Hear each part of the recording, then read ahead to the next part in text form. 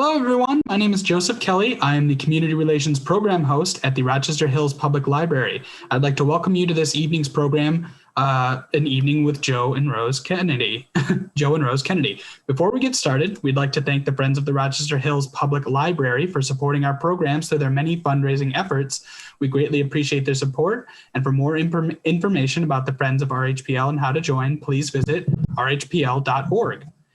Tonight, attendees will remain muted throughout the program, and we have already gathered questions for this program. So for this program tonight, please refrain from using the chat feature to ask questions for the duration of the program. The program will be recorded and available to view on the library's YouTube channel about 1 week from tonight. So let's get started. We are pleased that you are here at this event in 1961. Our guests are Joseph P. Kennedy, former ambassador to England, and his wife, Rose. They, of course, are the parents of our current president, John Fitzgerald Kennedy. And now let me introduce Mr. Joseph P. Kennedy. Good evening. It's a pleasure for Rose and I to be here with you on this evening in 1961 at the Rochester Hills Library. Now, I hope you weren't expecting our son, Jack. You know, he's pretty busy running the country as president right now. Well, we don't have any speeches for you tonight, but rather we understand you have some questions, and we've asked Joseph to organize these questions and number them so that we might proceed in an orderly fashion. So we'll start right in. And Joseph, what question number one, who is that for? Oh, thank you, Mr. Kennedy. This first question is actually for Mrs. Kennedy. Mrs. Kennedy, for the first question, they ask, how did you two meet? Oh, how did we meet? Well, our family vacationed each summer at Old Orchard Beach in Maine, as did other Irish Catholic Bostonians, including the Kennedy family. So we met often. Don't remember when we first met, but I was told that we were quite young. Oh, but I do remember becoming increasingly attracted to Joe when I was 16. Why, I fell in love with his 100-watt smile, and I was thrilled when he finally invited me to a dance at his prep school, Boston Latin. Oh, but my father said no. My father, John Fitzgerald, was the mayor of Boston at the time, called Honey Fitz for his sweet Irish voice. Well, anyway, I do believe that father said no to Joe because he did not care for Joe's father, P.J. Kennedy, who supported father's political opponent. Oh, but having dad, father say no, why, that just made it more exciting and romantic. So we managed to see each other in secret, well, secret from father. We would meet at friends' homes, and I invited him to my high school dances. In those days, we had things called dance cards, and Joe filled out my card with all these fake names, making father think I danced all night with different boys, but all night I danced with Joe. Oh, it was so much fun. Well, Joe finally proposed to me. And again, I don't remember his exact proposal, but I do remember the 2-carat diamond engagement ring. Oh, I said yes right away. We were married October 7th, 1914, small, modest wedding with the family and some close friends. And the honeymoon, oh, why, that was wonderful, carefree, and very romantic. So thank you for that question. Joseph, what is number two? Who is that for, and what is the question? We can go on to the next one. Great. Our second question is actually for Mr. Kennedy.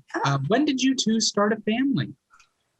Well, Joseph, I think it was about 9 months and 2 weeks after the wedding, as I recall. That would have been 1915, and Joe Jr. was born. And then 2 years later, in 1917, John Fitzgerald, who of course we called Jack, was born. That was a month after the U.S. got involved in World War I with Germany. I got a job working in a shipbuilding facility making warships. It was during that time that our first daughter, Rose Marie, who we call Rosemary, was born.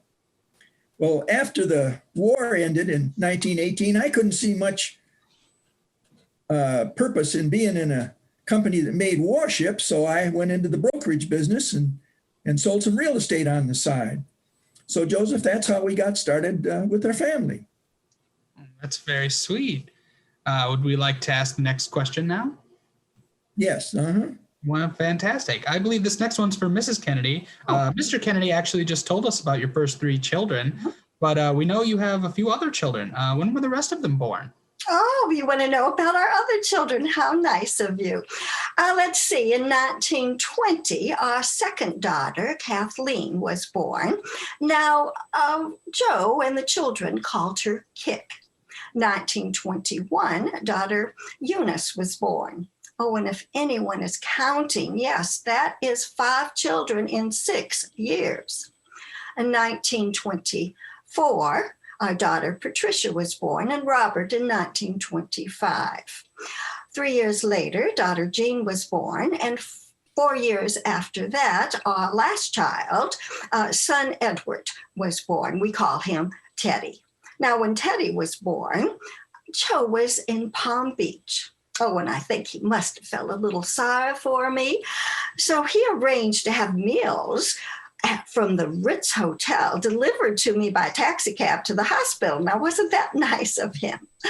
Well, let's see. I think we have covered all 9 children. Oh, I hope I haven't forgotten anybody. Let's see. When they were growing up, I kept index cards on each one of the children with their medical history. Oh, such things as shots and illnesses, doctor's appointments, so that I was always up to date with their health issues. It's very important to be organized when you have 9 children. Well, they were all fairly healthy physically, except for Jack. Well, it seemed like he was coming down with something all the time. Oh, I think he had virtually every childhood illness there was. Oh, I never thought he would have enough energy for any type of career, much less career as United States president. So thank you for inquiring about our other children. I believe that was number 3. We can go on to number 4. Who is it for and what is it? Well, our 4th question here is for Mr. Kennedy. I heard that you were in the movie business. Is that true? Would you like to tell us a little more about that? Yes, Joseph, I was in the movie business. You see, I wanted to get in a business on the ground floor, an emerging industry where I could get in and grow with it. And I heard about this new moving picture industry. So I set up a company to distribute films on the East Coast and bought a small theater. Well, I soon learned, Joseph, that the small theater that I had couldn't really afford these big blockbuster films that Hollywood was putting out. So I got involved then with a production company. I joined one called FBO to produce lower cost Westerns and action films that my type of theater could afford. I was made president of that. I went out to Hollywood to make some contacts. Well, they said I was quite welcome out there with my big smile, my warm handshake, kind of unlike those cold fish movie producers they were used to dealing with. Well, as a result, I got involved in 3 different production companies, Joseph, out there. And then a fellow named David Sarnoff came along. He was putting together a big company called RKO Pictures. And he bought all 3 of the companies I was involved with. So I came back from Hollywood with over $2 million in profit. So my venture into the movie business worked out very well. What is the next question? Who is it for? Oh, well, this next question is actually for Mrs. Kennedy. Sounds like Joe met quite a few famous faces out there, and we'd like to know a little more about your husband's friendship with the movie star Gloria Swanson. What was that all about? So you want to know about Joe and Gloria Swanson. Well, First of all, Joe and his business associates helped straighten out her finances. Joe wanted to produce a film with her in it. Yes, I have heard the rumors that she and Joe might have been more than just business partners, but I firmly believe they were just rumors. So I decided just to ignore those ugly gossips. Well, Joe did produce the film Queen Kelly with her starring in it, and it was a disaster. Oh, poorly directed and never completed. Why, he lost nearly $1 million on that project. It was the most discouraging failure of his career. Well, later, he did help produce her first talking film in 1929 called The Trespasser. Oh, that was a big success, big box office hit, and very profitable. Made him feel better about the movie industry, but he decided to quit while he was ahead. Now, as for Gloria Swanson, oh my, she had her own issues. Do you know that she went through eventually 6 husbands? Well, I do appreciate that question, whoever asked it, so I could clarify their relationship. Oh, but I do hope that puts an end to those types of questions. So we can go on to, I believe, number 6, and who's it for? Am I correct? 6. Yeah, and, 6 is correct. Yes. I believe 6 is correct. We apologize for the sensitive nature of that previous question. Mr. Kennedy, this question is actually for you. How did the stock market crash of 1929 affect you? Well, Joseph, actually, I did pretty well during the Depression after the market crash. You see, during the late 20s, I felt that the market was overheated. So I started selling my stocks, put my money into cash, and then when the market hit bottom, there were a lot of bargains there. Turned out I was pretty good at deciding which ones would rebound and invested in those. For example, in 1932, the market was still down 20%, but I doubled my money that year. But you know, I wasn't so concerned with finances at that time in my life, more concerned with some of my children's issues, particularly Jack. He was at Choate Prep School, and I learned that he was not real responsible about a lot of things, his grades, money, his health, and even his clothes. Well, you know, I visited him at Choate one time. I said, Jack, if you'd hang up your clothes after you wear them instead of putting them on the chair or leaving them on the floor, just think of how much money you'd save in bills at the tailor shop getting them pressed.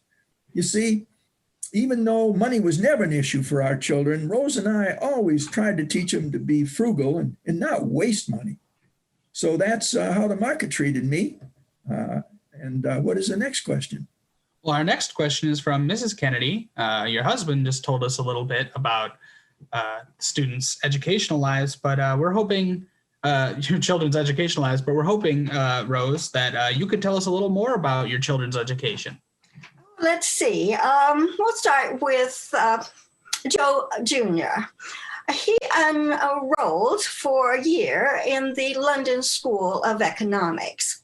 During the summer, he traveled and visited Russia and Germany, and he returned home with a rather rosy view of communism.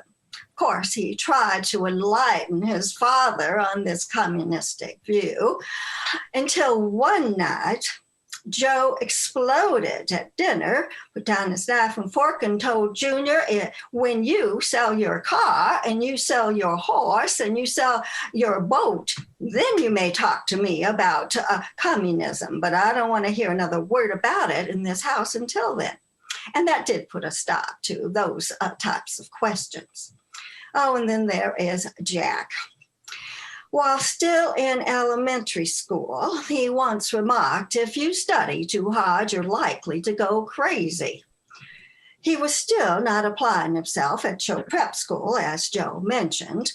Apparently, the school's headmaster would refer to boys who did not live up to their standard of behavior, call them muckers. So Jack and his best friend, Lem, formed a muckers club and invited all of their classmates to join. Well, obviously, the school was very unhappy about it when they learned of it, and Joe had to go to the school to try to smooth things out. Now, Joe always worried about Jack not living up to his potential, not going as far up the ladder as he should. But the school headmaster said that he felt Jack had a very clever and individualistic mind, and we do not need to worry about him. I guess he was right, wasn't he?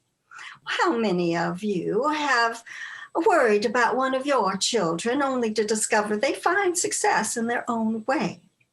Now, unfortunately, we don't have time to go through all 9 children's education, but let me tell you a little bit about how Joe and I helped in educating them.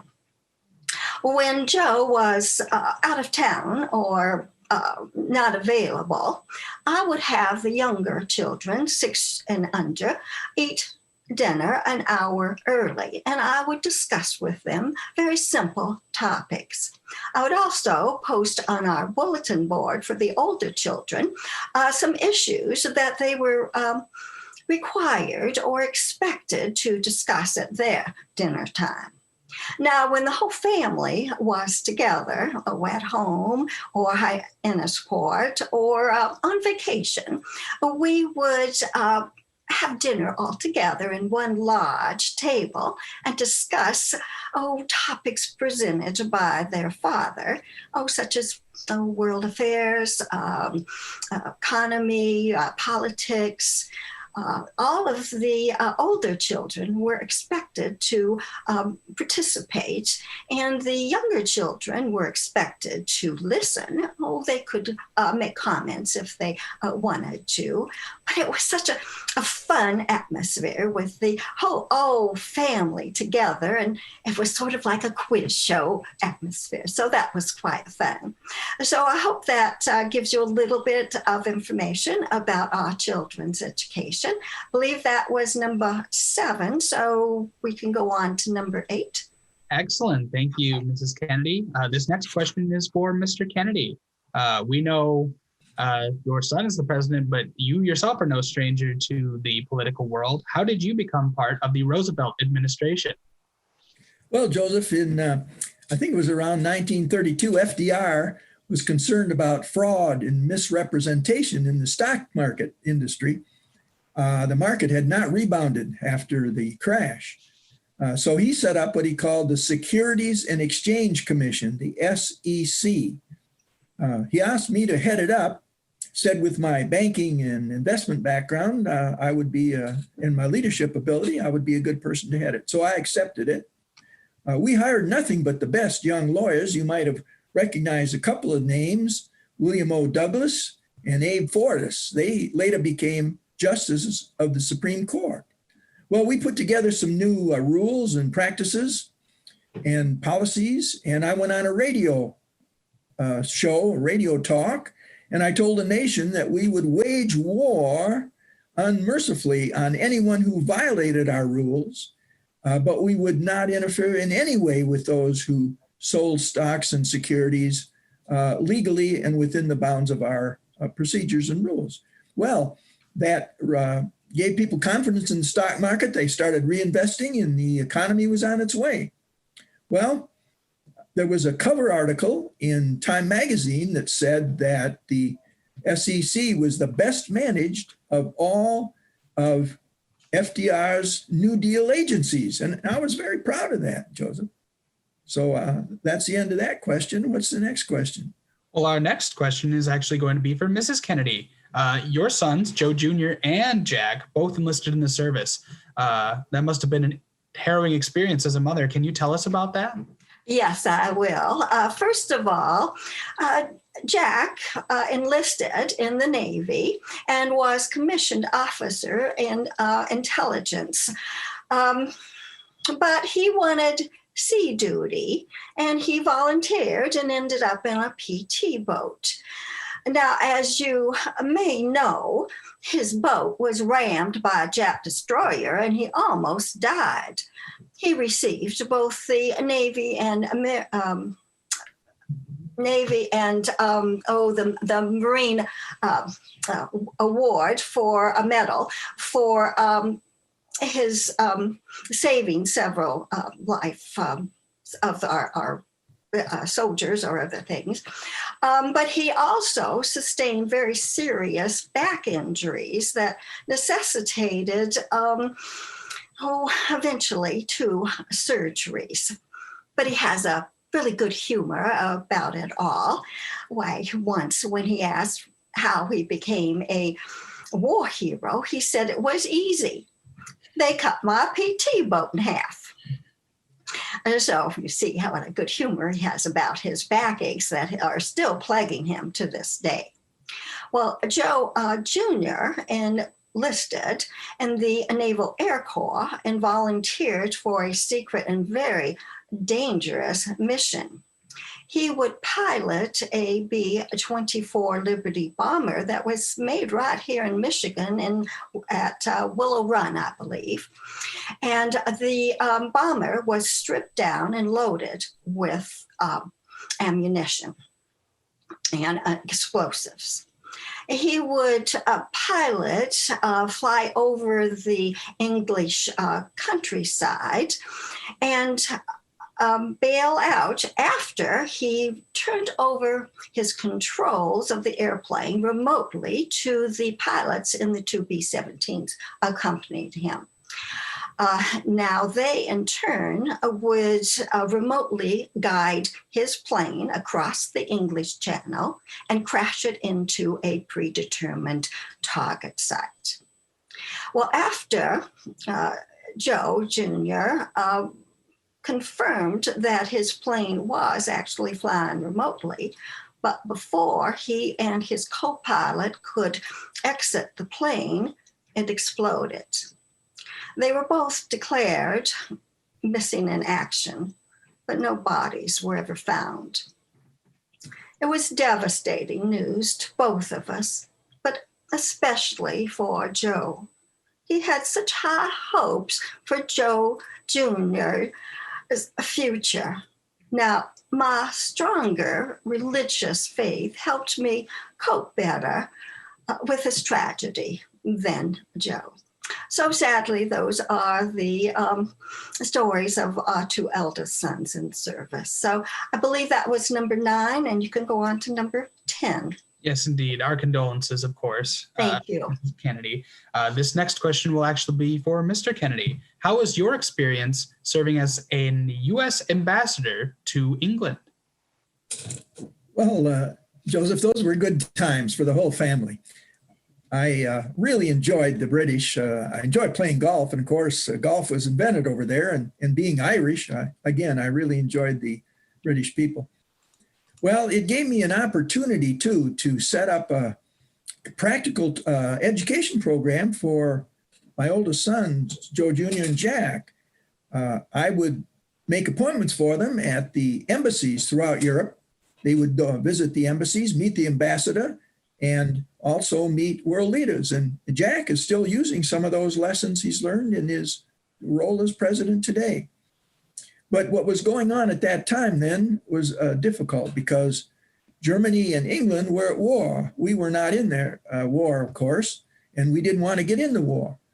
But my position as ambassador to England was that the British should not wait until Hitler invaded England because Germans had such a tremendous air force that England could not survive at all. So my position was that they should negotiate and make some concessions to Hitler in his interests in Czechoslovakia and Poland and other places in return for a pledge not to invade England.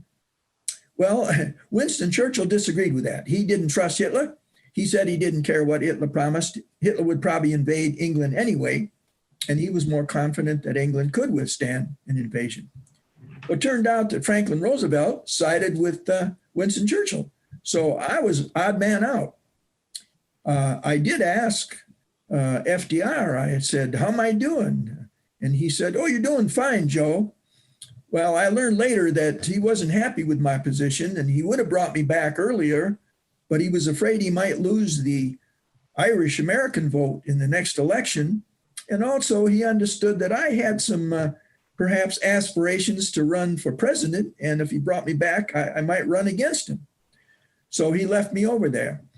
Well, it turned out I was wrong. I thought Hitler had the best interests of his country at heart, and like a good politician, a businessman, would negotiate and give and take. No, turned out he was crazy. He had this insane desire to rule Europe at any cost. And my appeasement position plagued me for the rest of my life. Certainly ended any hopes I had of a presidential run. And again, it was a very difficult thing that stayed with me for years. So the time in England, wonderful, and not so good at the end for me. So what is the next question? You know, Mr. Kennedy, I believe our next question will actually be following up even further with you. What did you do after resigning as ambassador to England?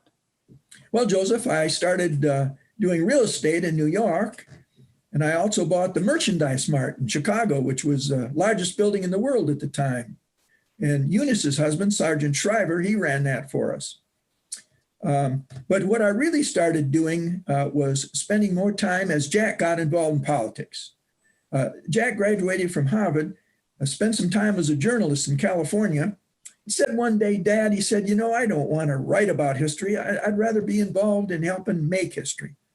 So he ran for his grandfather's seat in Boston in the U.S. Congress, Honey Fitz's seat, and he served as a congressman there. And then he ran for the Senate in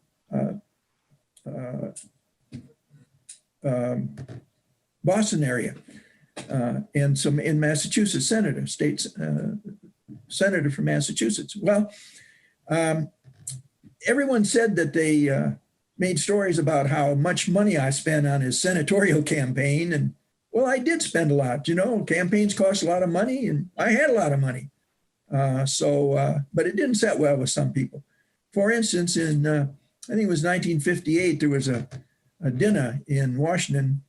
And at this dinner, they did a little skit in which they made fun of Jack getting so much money from me for his campaigns.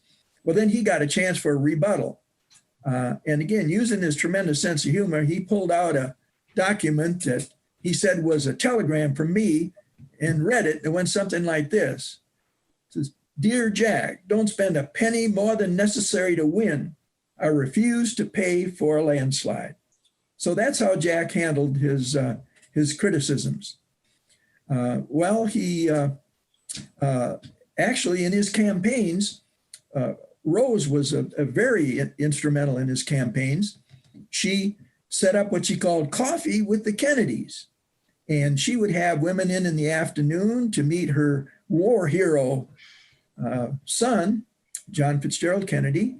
And then when he ran for the Senate, she got fancy and she sent out engraved invitations to a reception with Mrs. Joseph P. Kennedy and her congressman's son, John F. Kennedy. Well, many of these women had never received an engraved invitation, and they were very pleased. So Rose deserves a lot of credit in Jack's campaigns. It was found out that women were an important part of all of his victories and campaigns. But I observed that the women kind of had an attraction to Jack on their own. So anyway, that's what I did after being an ambassador. What's the next question, please? Well, our next question is going to be for Mrs. Kennedy. How did you like being the mother of a candidate when Jack was running for his first office as a U.S. congressman from Boston? Oh, at first I was really excited to be the mother of someone running for U.S. congressman.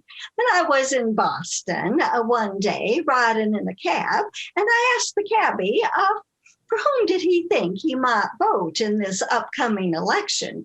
And he said, "Oh, I think maybe that Kennedy kid from East Boston, because he had been in the Navy and so had the cabbie." Well, I smiled and say, "Oh, that's good." He says, "Why? Are you some kind of relative or something?" And I proudly said, yes, I am Rose Kennedy, his mother. The cabbie slowed down and said, Ma, am I ever glad to meet you? I said, oh, well, thank you.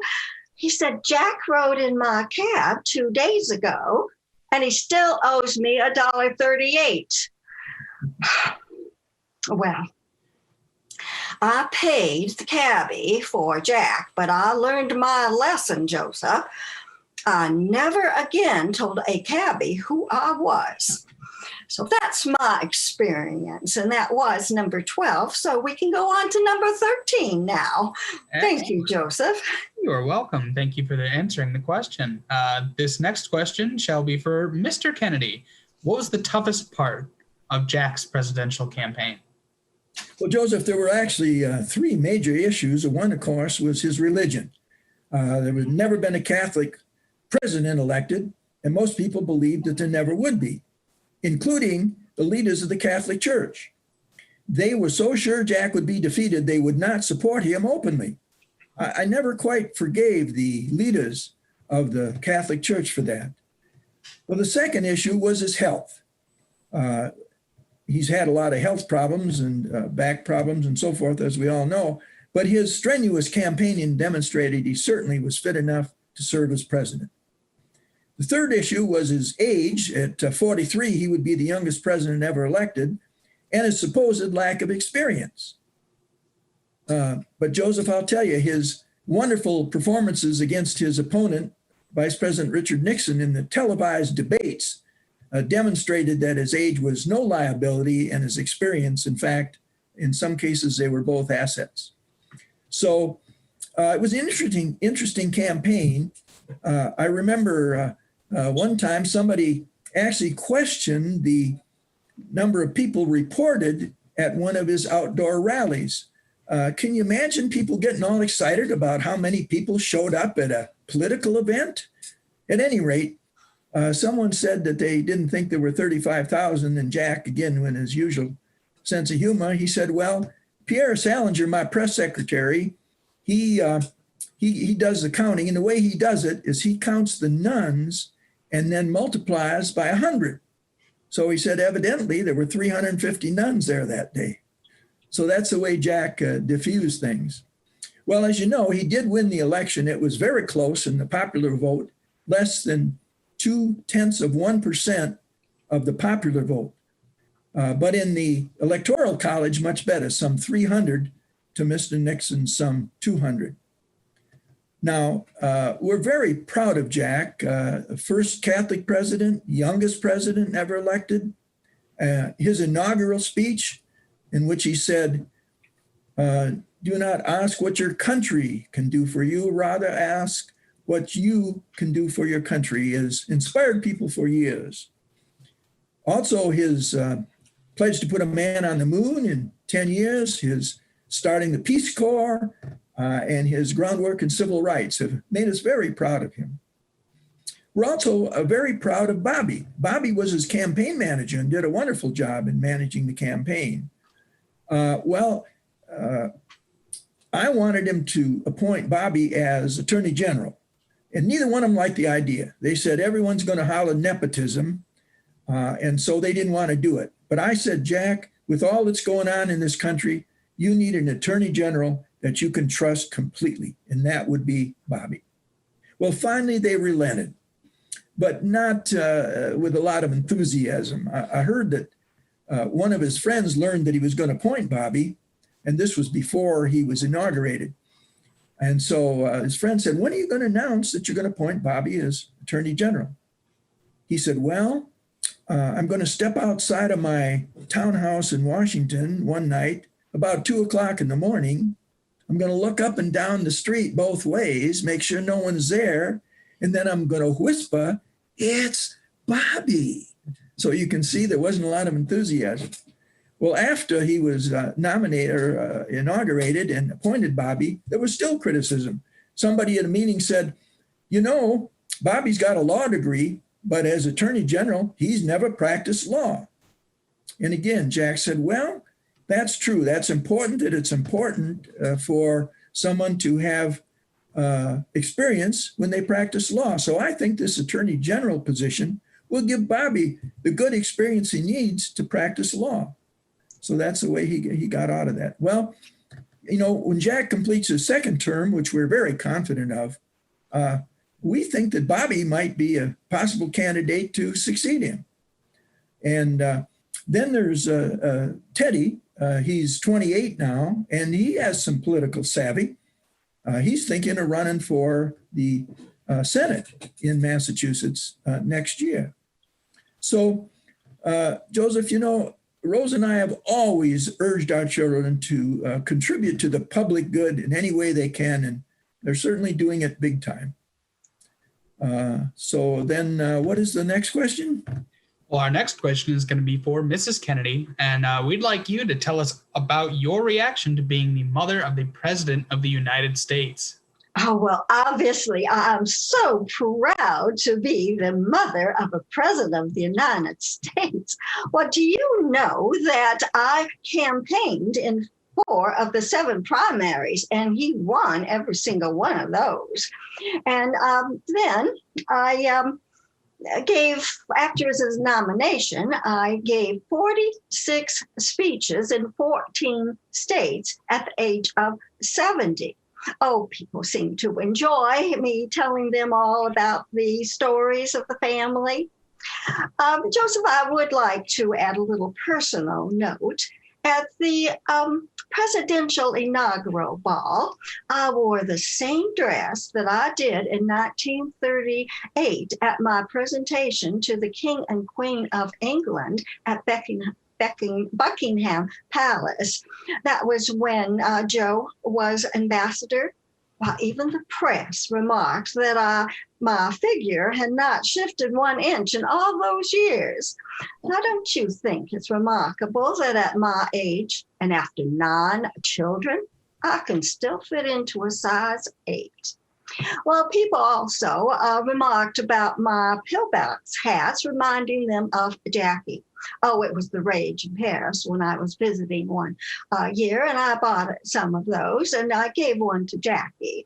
Well, she started wearing it, and that started the big fashion trend here in the U.S. Well, I do believe that is all the time we have for questions now. But before we say goodbye, Joe, would you like to add anything and say something to anyone? Yes. Thank you. And thank you all for attending, meeting with us tonight. And we're glad we were able to answer some of your questions about our family and about our children. Now, at this time, I'm going to step out of character. You see, I'm not Joe Kennedy. Now, I'm sure you know that by now, but I hope for a while you did think I was. I'm going to do a change of costume here. And we'd like to tell you a little about Joe Kennedy after 1961. I am really a Russ Doré. I live in Northville, and I've been involved in historical productions for over 20 years. So let's take a look at Joe Kennedy after 1961. Well, he suffered a massive stroke in December 1961 at the age of 73. It left him paralyzed on his left side, and he suffered the loss of his speech ability. He was confined to a wheelchair. He lived to see his son, President John Fitzgerald Kennedy, assassinated in 1963, and his son, Senator Robert Kennedy, assassinated in 1968. He died in November of 69 at age 81, outliving all his sons except Senator Ted Kennedy, who survived him by 40 years. Joe Kennedy was a highly controversial individual, spoke honestly to the point of bluntness, was also known as a womanizer, a self-centered individual, and was anti-Semitic. Because of his appeasement position on Germany during the war, he had to stay in the background during JFK's presidential campaign. But he was close to his 9 children and inspired each to reach the highest level of contribution to society that each of them was capable of. So let's think about this. How about the boys? His oldest son, Joe, was a war hero. Second oldest son, John, a president. Next oldest son, Bobby, a U.S. Attorney General, a U.S. Senator, and a candidate for president. And Ted, his youngest son, a long-serving U.S. Senator. What about the daughters? His daughter Eunice founded the Special Olympics, was married to Sergeant Shriver, who headed the Peace Corps. His daughter Patricia was a journalist, married to actor Peter Lawford. His daughter Jean was a U.S. ambassador to Ireland and was married to Stephen Smith. How about the grandchildren? Well, Joe's granddaughter, who was Jack's daughter Caroline, served as U.S. ambassador to Japan. A grandson, Patrick Joseph Kennedy, who was Ted's son, served as a U.S. congressman from Rhode Island. Another grandson, Mark Shriver, son of Eunice, served in the Maryland House of Delegates. Eunice's daughter, Maria Shriver, was a TV journalist, married to Arnold Schwarzenegger, former governor of California. And finally, how about the great-grandchildren? Kathleen Kennedy Townsend, who was granddaughter of Bobby, served as lieutenant governor of Maryland. Joe's great-grandson and namesake, Joseph P. Kennedy III, who was Bobby's grandson, was a U.S. congressman from Massachusetts. He recently gave up that seat and made a bid for the Senate in Massachusetts and lost his election. So he is the first Kennedy to ever lose an election in Massachusetts.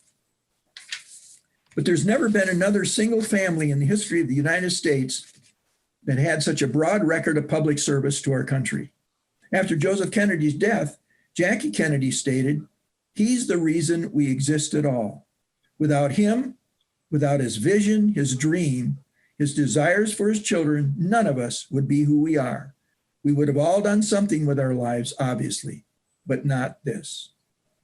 I'd like to mention a personal experience with the Kennedys.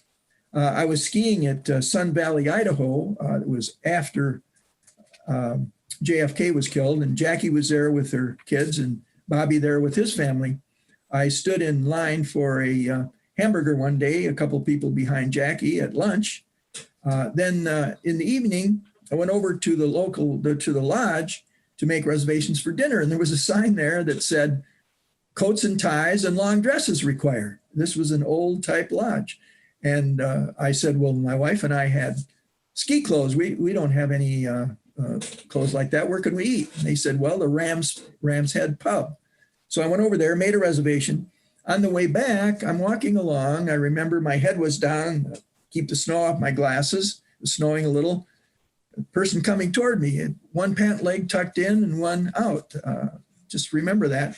Got right up to him and looked up, and it was Bobby Kennedy. And I said, hi. He said, hi. So you see, I've had a conversation with Bobby Kennedy. Well, isn't that what a conversation is? Two people talking to each other? Well, it turns out that that night at dinner, in came the Kennedys at the Ram's Head Pub. They didn't have their fancy clothes either. So at this time, one other personal thing. If you ever get a chance to get to Cape Cod, make sure you get to the John F. Kennedy Museum. Here's a mug I got there, Hyannis Museum. It has a wonderful little museum about the whole family. So at this point, I'd like to turn it over to Nancy, let her introduce herself and tell you about Rose's life after 1961. Nancy? Okay, in real life, my name is Nancy Schuster. I would like to clarify a question that we're often asked, and that is if Russ and I are married. And yes, we are. We're married, but not to each other. But we have been acting partners for nearly 30 years. We will be next month, our 30th anniversary as acting partners. We met playing Mr. and Mrs. Kirby in a community theater production of You Can't Take It With You, and the rest is history, as they say. He formed his your production company, Doré Productions, and a group of us started doing Murder Mystery Dinner Theater at Genetti's in Northville, and we were regular performers on the Walled Lake Dinner Train. I have also done commercials and in movies and individual films in Hollywood and also here in Detroit, my acting career. But it's okay, enough about me, and I'll read you a little bit about Rose. I have to get my glasses on. Hold on. costume change. Okay, Rose suffered a stroke in 1984, 15 years after her husband passed away. She was confined to a wheelchair for another 10 years until her death in 1995 at age 104. She outlived 4 of her 9 children. She had 26 grandchildren and 42 great-grandchildren. Her son Ted said at her funeral, "For all of us, Dad was the spark. Mother was the light of our lives. He was our greatest fan, and she was our greatest teacher." Rose wrote in her autobiography, "I looked on child rearing not only as a work of love and duty, but a profession that was fully as interesting and challenging as any honorable profession in the world, and one that demanded the best I could bring to it. What greater aspirations and challenges are there for a mother than to hope to raise a great son or daughter?" Well, Rose certainly managed to do that. So I hope you liked our presentation and maybe learned a little bit in the process. And so I'll now turn it over to Joseph and close the meeting with him. Joe? Thank you. I'd like to take a moment to just thank both Russ and Nancy for your commitment to go that entire time without your glasses. We all greatly appreciate both of you taking the time to do this tonight. It was a very enjoyable presentation, and we'd like to thank all of you who attended for attending tonight. We hope you had a good time. We hope you'll join us for another presentation of ours coming up soon. Keep a lookout on our website. And again, I'll just thank Russ and Nancy. Thank you both for coming out, and thank everyone for joining us tonight. Would you Thank two you, like to say Joseph, for anything? having us. You're welcome. Good night. All right. Good night, everyone.